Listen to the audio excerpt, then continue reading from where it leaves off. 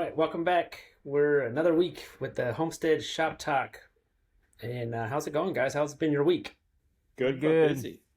Very Yeah, busy. staying cool. Al's wearing a sweater. It's been a cold week. The coldest morning we had, I hate to tell you guys, but a couple of mornings we've been like 48 degrees in the morning. It's been Oh, nice. Nice. no. Oh, man. Yeah. I know. I need to take this whole month off and go visit you. We'll pay for it this winter. It'll be like negative 40 degrees Fahrenheit out or something for a month Yep. straight. And you guys will be 70s. That's true. Yeah. Yeah. I hope it gets cold this winter. That'd be a bummer. So today's podcast, we're going to be talking about building local economies. Like what we kind of our thoughts on that. Building up local businesses, and we'll dive into that later. But first, we're going to be talking about our week.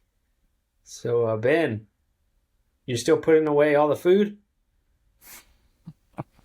Yeah, that's an understatement. I actually sat down and wrote down what I did last week just because it was like, was I really in here in the kitchen with Meg every day? Yeah, all but one day, pretty much.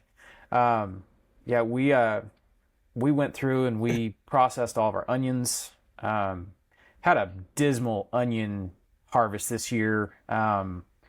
First off, this spring, we had planted all of our onions and half of them froze to death. So the onions that we did have, a lot of them just didn't do very good. So for, oh gosh, I don't know, 4 months of work growing onions, we didn't even have 50 pounds of onions. So because we had a lot of rot with the stuff that had grown, we had to process everything immediately. So there was a lot of chopping and freezing, and we made some onion marmalade. I don't know if you've ever had that. It's like balsamic vinegar and brown sugar, and you cook the onions down till they're like super soft, and it's pretty good stuff. It goes really good on, especially if you have like sourdough bread or something like that. It's some good stuff. It goes good on meat. But made a whole bunch of that. I harvested our walking onions, which has been an experiment that has kind of done really good. The bulbing onions, not so good. The walking onions. So if you've ever heard of a walking onion, it's an onion that I've heard people call them perpetual green onions. You plant this teeny tiny little bulb. This thing grows like gangbusters, pushes up, green onions, and you can harvest these greens indefinitely. I have had the plants freeze back to the ground, and in a week or so, if you have some warm weather, you'll see that thing pushing back up out of the ground. The nice thing about them is the way they reproduce, they send up a shoot, and on the top of that shoot, rather than getting a flower stalk, it gets little bulbs, like more onions. And as those little onion bulbs get bigger, they get heavier, and they'll fall down on the ground, they'll root, and repeat the process. So they can be really invasive if you just forget about them, or they can be an endless supply of green onions. So I started with about 12 little bulbs this spring, and I harvested probably close to 300 bulbs. Some of them are little bitty, some of them are maybe about that big, maybe in like the 1.5 inch for the biggest ones. But yeah, it's been a really fun experience. So I'm multiplying these green onions. And then I should actually kind of segue this into the main topic of today's episode. We went and helped a friend, someone in our community. We taught them how to castrate pigs. This was something we did this weekend, so we didn't film it. But they couldn't find anybody to show them how to castrate pigs. They couldn't find anybody to do it. Vets won't do that kind of stuff. Maybe if it's like a pet pig, but they have 30 some odd pigs that they needed to take care of. And so we went out, I showed them a couple, and then they started doing the rest, and it was a really fun time. It was fun because, the saying, if you give a man a fish, you feed him for a day. If you teach a man to fish, you feed him for a lifetime. That was kind of the example, because when we left, they they said, they're like, we are empowered to raise our own pork now. Now we know everything. They've processed a pig. They know how to castrate now, all of that stuff. So yeah, it was a pretty good feeling. Other than that, yeah, it was That's just cool. another week in the kitchen preserving. So I was asked to go to the Homesteaders of New England, which they do in, I think it's Greenfield, New Hampshire. So I'm going to be doing my first speaking gig Nice. this September. I believe it's September 9th, 10th. Yes. Cool. So I said yes to that. So we're going to be going to that, and I'll be talking on Saturday. I think it's like at 1:30. I'm going to be talking more about homesteading in New England, like kind of how to set up a homestead in New England for our climate, or I guess maybe more of like homesteading in the north versus like where you guys, I feel like you guys get away with a lot of stuff that you don't have to worry about winter and like long freezing temperatures and snow. So like when I'm planning our homestead, I'm always planning for winter, snow, being frozen for, 2 months, 3 months out of the year, not just like a couple of days. So Yeah. we're talking about that kind of stuff. Cool. So if anybody is looking to go to that Homesteaders of New England conference, I'm going to pull up my information right here. So there's going to be a coupon code. If you use the coupon code Lumnah, you'll get 10% off your order, and the tickets are $25 for the weekend. And I'm going to pull up the website real quick, just That's so pretty I can good. say it correctly, Yeah. because I know. Is it one day event or 2 days? It's 2 days. It's Saturday and Sunday. We will only be there on Saturday because we have the milk cow to take care of. Yeah. Gina's not going to be speaking. We'll both be there talking, but we'll both be there meeting and greeting, but we're not going to be both doing the talk. You gonna bring your coffee there? Have you guys? No, we're not going to bring the coffee. Actually, when this podcast goes live, we will have the website up. But as of right now, our website doesn't go live until tomorrow morning at 6 a.m. Okay. So it'll be interesting to see how it goes for us. Yeah, I had some of your coffee. I guess man. to me It's good. how'd you like it?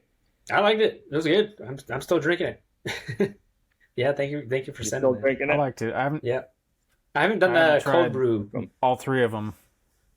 Yeah, I haven't tried the cold brew either. You have or you but haven't?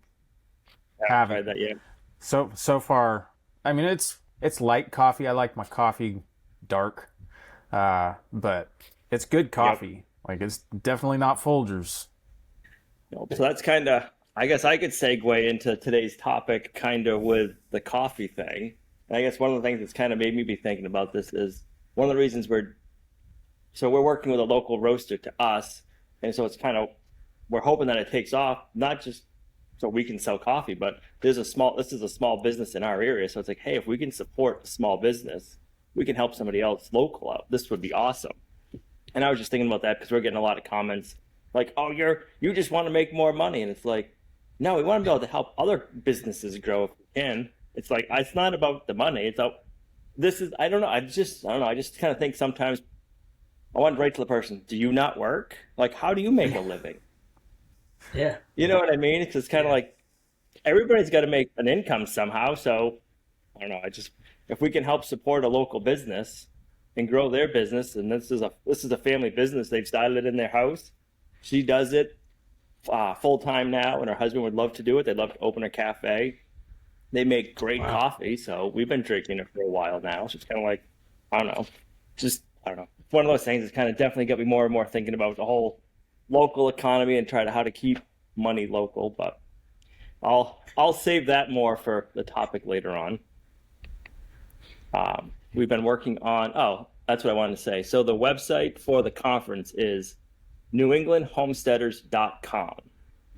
So if you go to that website, it'll have all about the conference that's coming up and the speakers. If you buy your tickets online and use code Lumnah, you'll get 10% off your order of however many tickets you're getting. And it's $25 for the weekend. That's good. And That's a good then- price. I was going to say something. Yeah, that's really cheap. Yeah, there's limited tickets. I think they're maxing out at 1,500 people. Nice. So if you want to go, I think they'll probably sell out fairly quickly. I would think so. Yeah, he's trying to keep it. It's Jack from the Mindful Homestead. I don't know if you've ever heard of that channel on YouTube. He's the one who's the main person behind getting everything going, and he wants to keep it affordable so more people can afford to go. Nice. Yeah, it should be exciting. Should be some nice cool weather. September, I bet you everybody will be wearing sweatshirts, drinking coffee, and maybe some hot apple cider. Yeah. Speaking's different, man. Speaking's different than, you know. I don't know if you're used to that or not. Yeah, because you can't edit it. Have you guys done any? Yeah, I've done. I some. haven't done any speaking. This is different. I taught a class, and it was speaking to 20, 30 students, but that's not like speaking in front of everybody. But yeah, that's as close as I've gotten. That's as close as I'm comfortable getting. Doing the. Yeah, I guess I did. Right. I've spoke like a class before, Meg. Yeah, with Jason. You remember that, Jason? We spoke out in California at the Baker Creek thing. Baker Creek. Baker Creek. Yeah. That's right. Yep. That's right. Yeah. That was a lot of It was people. like 1,000,000 years ago. I don't know how many people were That was there, a but lot it of seemed people. like it seemed like 1,000 people. Yeah, I think I had blocked that out. That was early. That was early. I remember that. Yeah. Like I don't remember that hour. We're just It's all coming back. Yep. It's all coming back. Uh-oh. It's all coming back. That's all good. Yeah. We recorded it, so it's good. That's funny. We were supposed to do Mother Earth News was supposed to be having a bunch of events going on. That was before the COVID hit, and then that all got canceled. And even if they reached out again, I would say no, thank you. Just after all the stuff they pulled on Joel Salatin, it's like no. Yep. I'm kind of glad I didn't get involved in Mother Earth News because they kind of hung him out to dry. So it's like no, I don't want to support that. I don't buy their magazines no more. I don't know. Right. They kind of burnt that bridge for me. So. Yep. Yeah. But yes, this will be the first one. Excited but nervous. Yeah. I'm trying not to think about it. I know I need to plan my talk, but kind of like keep that back here. Yeah. It'll be good. What else did you do this week, Al? Did you get the shop going? We have done. Yeah, we got the shop going. I won't give it all away, but we got most of it up. We're waiting for the trusses right now. We were able to get a lot done in about 4 days. The roof trusses were supposed to show up last week. They haven't. They're supposed to show up tomorrow afternoon. So I'm keeping my fingers crossed they do. So that means Wednesday we'll set the roof trusses. So I think by the end of this week, beginning of next week, we should have it all pretty much dried in. So that'll be nice. Nice. Cool deal. And we've just been enjoying the cooler weather. Yeah, that's been about it here. What have you been up to for the week, Jason? Yeah, I'm trying to not go outside. And that's hard. On that note, because I started ground on that saving water on that 1,000-gallon rain tank that I got. So I started doing I'm basically making a lean-to shed that's going to save water that goes into that. So I just recently got most of the materials delivered, and that's what we did today is hauling all that material up on top of our property. And that took a lot because it was just me and Lorraine, and we're, it's hot out. So, but we did it. So now it's basically just start drilling holes in the ground and setting up posts is the next thing. I was watching you set posts the other day. I was pretty jealous. I can't drill into my ground like that. I'm just all rocks and boulders. Really? They're just over there with your auger. Just, yeah. I'm like, yeah, you can't do that around here. Wow. I thought my ground is hard, but maybe it's not. No, we got rocks everywhere. It's digging with an excavator. dig in with a mini Oh. excavator is hard. Really? So, Okay. yeah. No, yeah, we got clay soil. It's a very compacted, but I guess yeah, we don't have much rock. At least there was no rock hardly where I was drilling.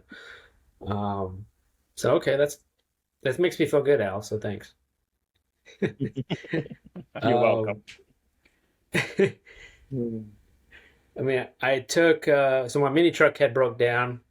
Not broke down, but I think a head gasket blew because it was smoking a lot. So I took it this week to a mechanic. He's had it for a few days already, so I'm kind of waiting back to hear from him so he can tell me exactly what it needs, how much it's going to cost and all that. So, the only thing is it was like 2 hours away. I had to borrow Ben's trailer and then hauled it over there and dropped it off. So I'm kind of missing my mini truck. I mean, chores have been a little bit weirder. I just got so used to it. I've been using my zero turn to I was gonna say haul that's water. what I use is the zero turn in a wagon. That's what I used before. Yep. But I was just so used to the truck that, Right. so I don't know. So zero turns my backup, and then if it's my regular truck's the backup. But hopefully it's not too bad, and hopefully it can be fixed. So you haven't heard at all from the mechanic? He seems to think it was a blown head gasket, but he wasn't gonna know for sure. Yeah, again, try not to do too much. We have a chicken workshop coming up this weekend, so I hate to do a project in my barn prior to that because then I have to clean it all up before the workshop. So usually the week of, I try not to do too much because we got to set up everything, easy ups and all that stuff, and get ready for people to come. How many people are coming for the workshops? Because you're doing what, a Saturday and a Sunday workshop? Yeah, Friday, Saturday, and we have we did 7 people each day. Wow. So we don't have that much chickens this time. We're doing I think 18 chickens per day. It's not bad. So it's not a whole lot. We lost quite a few early on of this batch. Is this your last batch, or do you have another batch after this one? No, this is it. We actually had more. We had what did we have? We had 75 chickens more that we had bought, and we had them here, and I don't know why. I went crazy early on and just ordered them, and I thought, let's just grow more chickens, and we had them, and they were already, I think, 5 weeks old, and we decided just to sell them how they were, like 5-week-old chickens. They're meat chickens. We found somebody local that picked them up and bought them. And I'm really thankful for that. Just because, I don't know what I was thinking when I bought them. I was, chicken math. Chicken math creeps up on you. Oh, yeah. Come April, you get excited because it's good weather, and you're like, oh, let's just order all the chickens. Plus, buying, all the feed was costing a lot, so yeah, we ended up selling them, which is fine. Plus, we have so much. We didn't have freezer space too. That was another thing. We still have those 2 steers that we butchered at the beginning of the year. We butchered 2 steers and those 3 pigs. You doing any more pigs this year? No, as of right now, no. We don't have freezer space. I would have to figure a way to Right. Wondering. to get rid of them, or have a big old cook a whole hog or something. Right. You have to eat it all at once. But yeah. So what do you think about this topic, Al? So what is local? I guess we could define what is local economies. There's a couple of things, but living in rural areas, like I know where we are, and it sounds like where you guys are too, there's not much local business anymore. You don't have many options to shop from. You kind of have the big box stores, and you don't have the big box stores. You got Amazon. So it'd be kind of nice to find a way to build up the local community again, to get more local businesses back in the area and keeping money local. If you're going to a local store and you're buying something, or you're keeping the money in the community, and that can get reinvested. And I guess that's what I think of when I think of local community and businesses and economy. It'd be nice to have more local farms. I keep seeing, like, by 2060, there's going to be like half the number of farms there is right now, is what one prediction I saw. It's like, how can that be? We just keep getting more and more people on the planet, and more people need to eat food. So I don't know if that's just like big farms going out of business or where they're getting their numbers from, but it'd be nice to see more local stuff so we could have more control over our food and everything. What comes to your mind when you think of local economy? Yeah, I mean, I guess just trying to support the small business, the family-run business. The family or the hardware store that's been there forever. But that it can be difficult. Like over here, there was a hardware store in our little town that closed down. It was like the only hardware store in the area. And we have a Lowe's. I guess that's the hardware store. That's all, that's always been the hardware store, but there was a smaller one that's not there anymore, and that was it. And then there's another hardware store by me they have been there for 100 years, over 100 years. But it's kind of more like a gift shop, kind of, it's not really, they have some stuff in there. I'm going to go in there once a week and buy something. I don't know what I'm going to buy. I don't know what I'm going to need.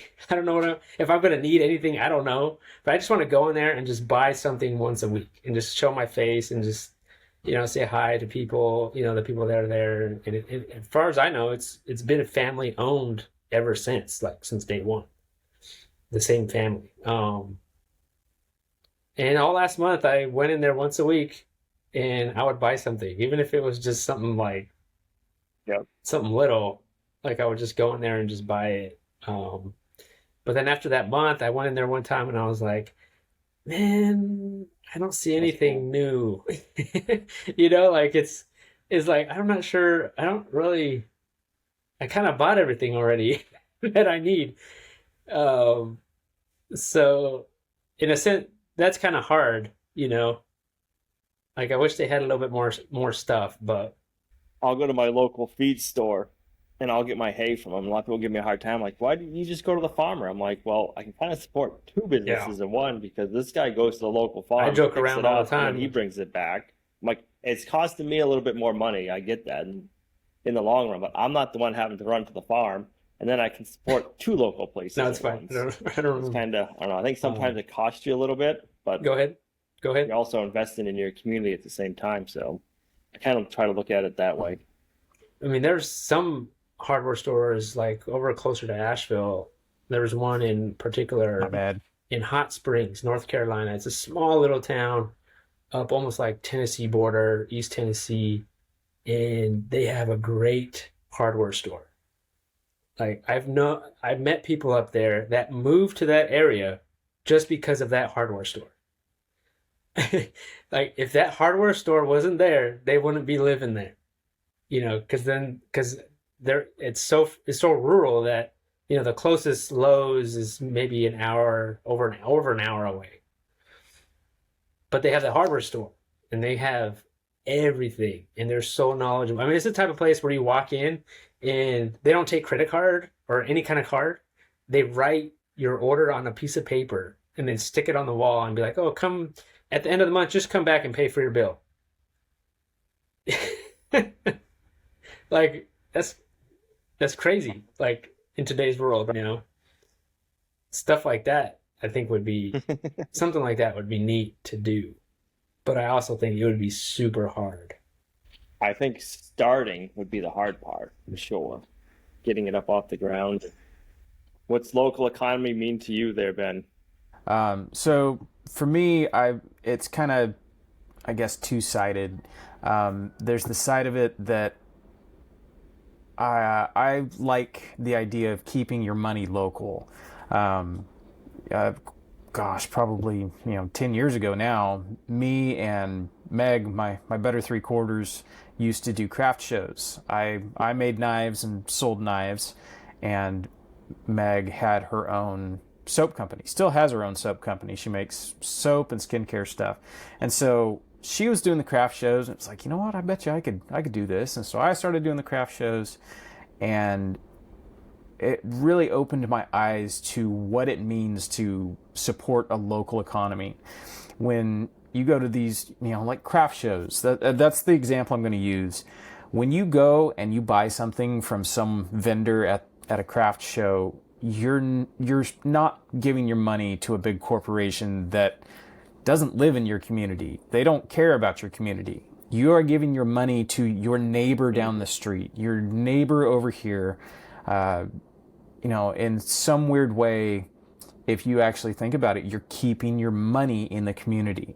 And if everybody had the mindset of, hey, I'm not going to go to this fast food joint, I'm going to go to the mom and pop restaurant, they're going to get my money. Well, all of a sudden, there becomes a lot of buying power right in your community. You're a lot more insulated from things that might happen. If say another big calamity happens and all of the corporations demand a certain type of behavior, well, you're kind of up a creek unless you comply. Whereas if it's a whole bunch of local community people and everybody knows everybody, well, all of a sudden the game's a little bit different. There's a lot more power in people's hands if they keep their dollars local. So that's kind of a lot of the way I feel about it. I said there's two parts to this. I have a tendency to get off in the weeds and I start like squirreling out and I get focused on one thing. But yeah, I guess another thing, kind of back to what I talked about in the beginning of helping some friends. That's kind of another way of building community is if you learn something that can help other people and you're willing to teach someone how to do something for themselves, well, all of a sudden you've just empowered somebody to go further with the things that they need. And by proxy, just like I was taught how to castrate pigs, I have now passed it on to other people. That's also community. That's building your local community, your local economy. That's pretty much what it means to me.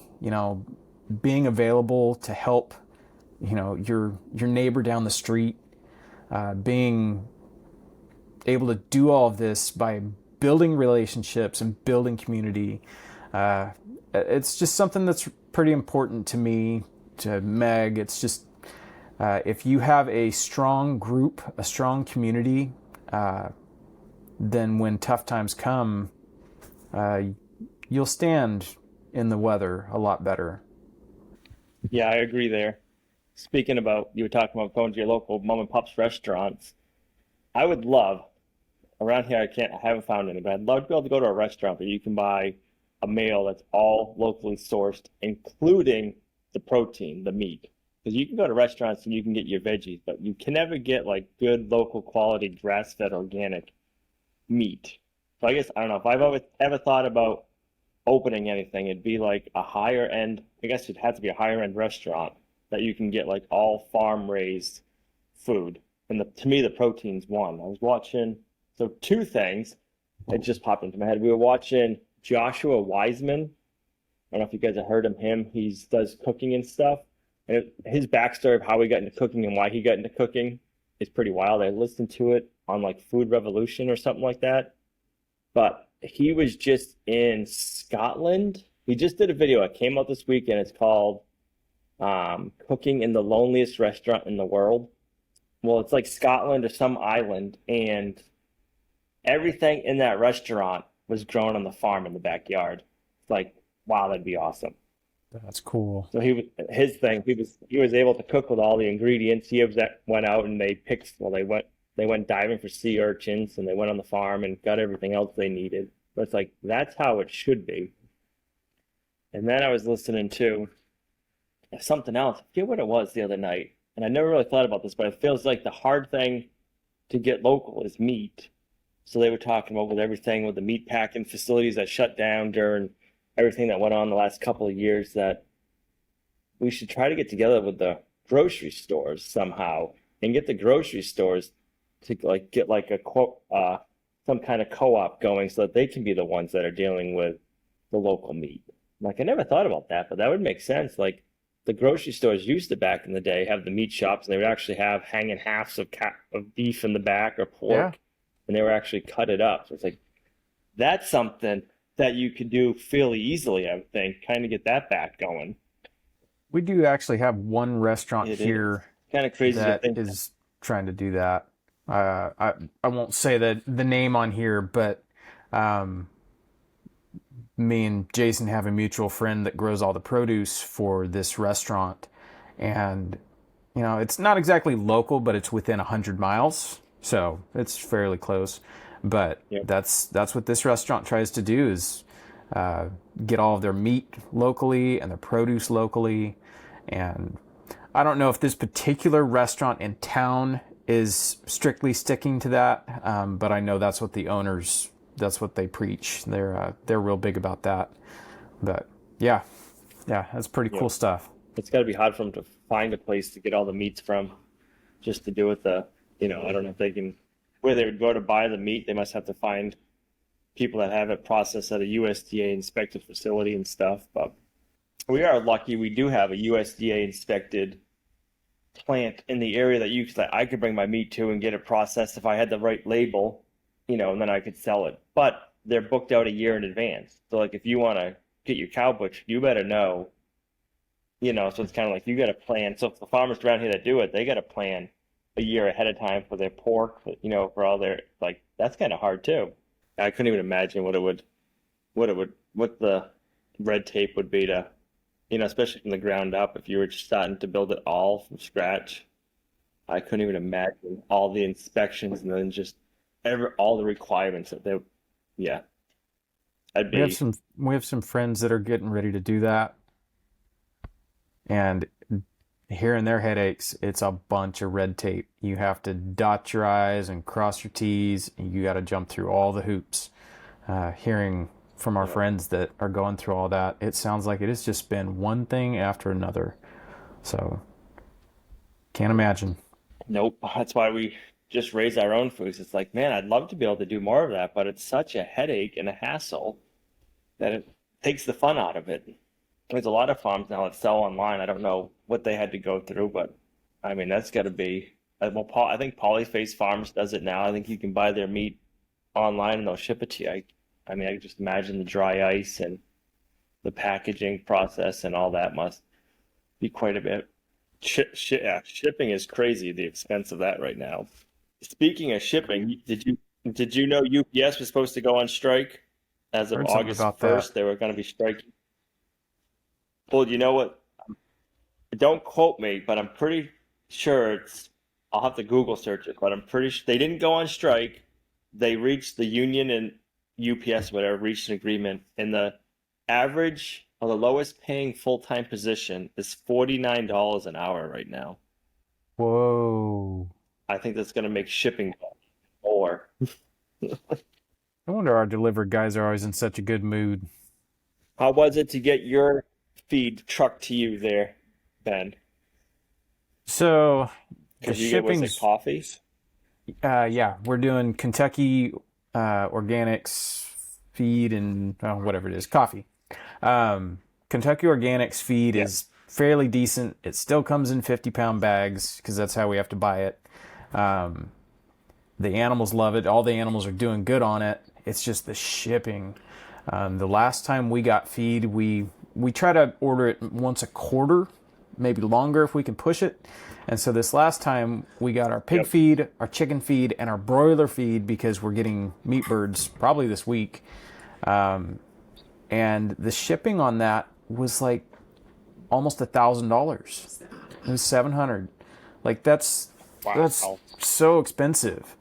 So we've actually talked about, I guess, becoming like distributors, sort of being like a hub, and going in with other families just so we can split the shipping costs a little bit.